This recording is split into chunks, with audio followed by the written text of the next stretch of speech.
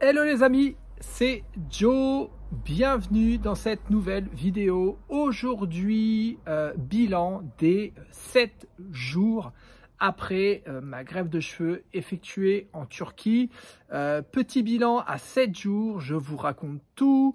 Le plus dur est passé, je vous dis tout. Jingle!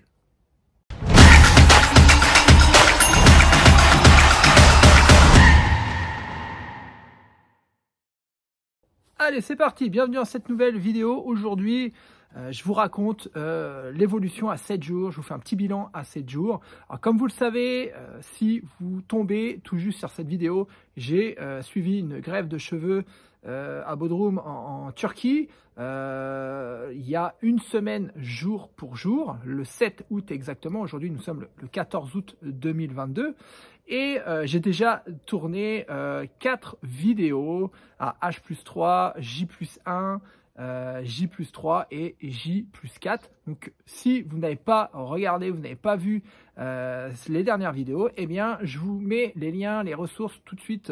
En tout cas, vous aurez juste à cliquer dans la description de cette vidéo. Voilà, j'ai tourné 4 vidéos au total à H+3, une autre le lendemain où je vous explique pourquoi, comment, où. Voilà, je vous fais une petite et je me fais interviewer et je vous explique tout de A à Z, pourquoi j'ai choisi de faire cette greffe en Turquie, quand, comment, pourquoi, qu'est-ce qui a été l'élément déclencheur, pourquoi j'ai fait ça. Voilà, en tout cas, je vous explique tout. Ensuite, troisième vidéo, c'est la vidéo avec après le shampoing avec le médecin. Et la quatrième vidéo, eh bien c'est retour à la maison et premier shampoing que j'ai effectué tout seul. Voilà, donc si vous ne les avez pas vus, je vous invite à cliquer sur les liens qui sont dans la description de cette vidéo. Ceci étant dit, si vous n'êtes pas encore abonné à la chaîne, eh bien je vous invite à cliquer ici sur la petite clochette et s'abonner. Vous recevrez en temps réel les dernières notifications vous avertissant qu'une vidéo a été mise en ligne. Voilà. Si vous aimez cette vidéo, eh ben, on fait un petit pouce bleu juste ici. Juste avant de parler de faire le bilan à 7 jours, je tenais à vous remercier pour les nombreux messages que j'ai reçus. Des messages de bienveillance, d'extrême bienveillance, des messages d'encouragement, et ça fait vraiment très plaisir de par mes amis, mes copains, la famille, mes élèves.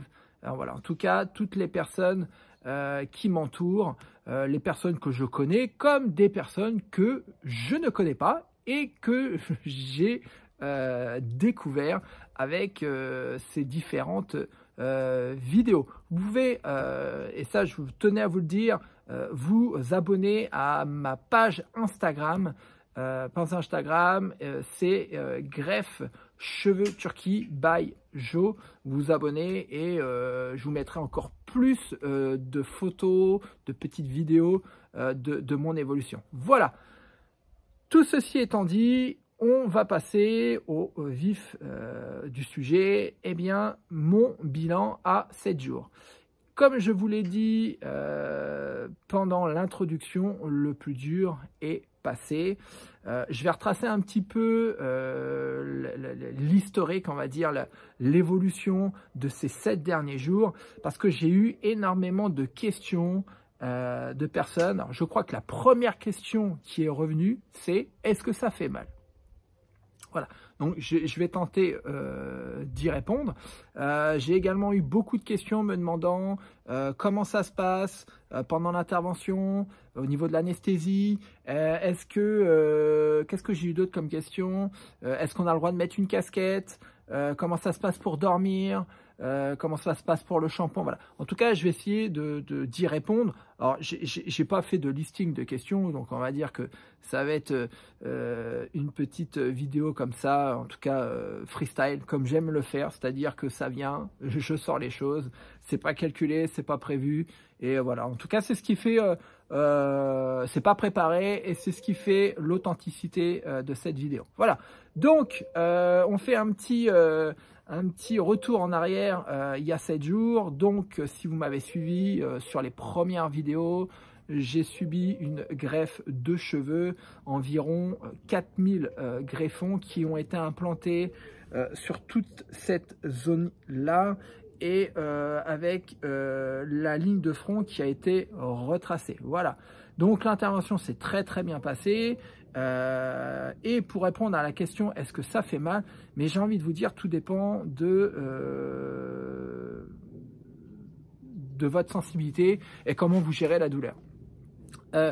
Faut savoir que c'est quelque chose que j'avais déjà connu en 2016. J'avais déjà eu des implants, très peu, donc je connaissais, je savais à quoi m'attendre. Ça c'est la première chose, hein. Donc déjà quand on sait à quoi s'attendre, eh ben on sait à quoi s'attendre. Ensuite, j'ai envie de dire que voilà, tout dépend de comment on arrive à gérer la douleur. Pourquoi je dis ça? Parce que y a des personnes qui seront beaucoup plus sensibles que d'autres. Voilà. Pour ma part, j'arrive à gérer la douleur.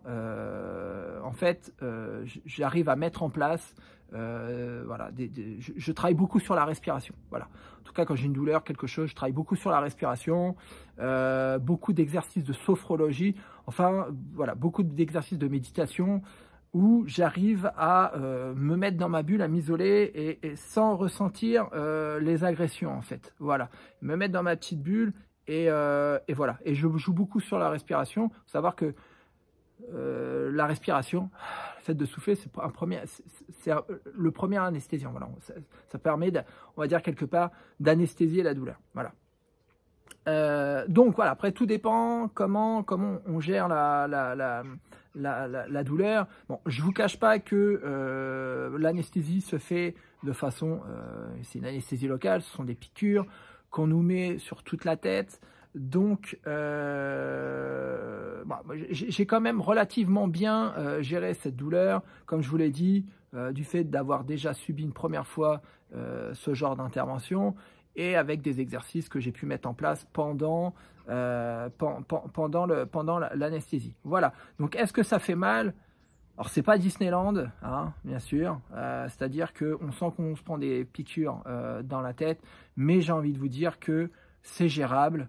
En appliquant certains exercices de sophro, de respiration, ça passe. Il n'y a aucun problème là-dessus, hein. Donc, pour répondre à la question, est-ce que ça fait mal? Pour ma part, non. Voilà. J'ai envie de vous dire que cette envie de régler ce problème a été plus fort que la douleur. Voilà, tout simplement, hein. Ensuite, sortie de la clinique et retour à l'hôtel. Donc, concrètement, j'ai eu la question demandée, est-ce qu'on peut mettre une casquette? Non, on ne peut pas mettre de casquette. Voilà, on ne peut pas mettre de casquette. Pourquoi? Parce qu'il ne faut pas de choc, il ne faut pas de frottement. Donc, on se balade comme ça dans la rue. On arrive à l'hôtel ou on arrive, je ne sais pas, en tout cas dans les endroits où on veut aller. Forcément, on nous regarde un petit peu. Voilà. Mais j'ai envie de vous dire, moi personnellement, je m'en fous complètement. J'ai fait ma vie. Voilà. En Turquie, les gens ne vous regardent pas trop parce qu'ils sont assez habitués à voir ce genre de choses. Mais en France, on m'a un petit peu plus regardé. Voilà. Après, je fais mon chemin, je trace ma route, je fais ce que j'ai à faire et je ne m'occupe pas de ce qui se passe à droite, à gauche. Si on peut me regarder. Bon, en tout cas, c'est pas un problème pour moi. Mais pour répondre à la question, est-ce qu'on peut mettre une casquette? Non, les premiers temps, on ne peut pas mettre de casquette. Pendant 15 jours, on ne peut pas mettre de casquette. Voilà. Donc, est-ce qu'on peut mettre une casquette? Pas en tout cas, pas les 15 premiers jours. Ensuite, oui, vous pouvez mettre une casquette si vous voulez, pour cacher, pour protéger du soleil, si en tout cas, pour vous, dans le cadre de votre travail ou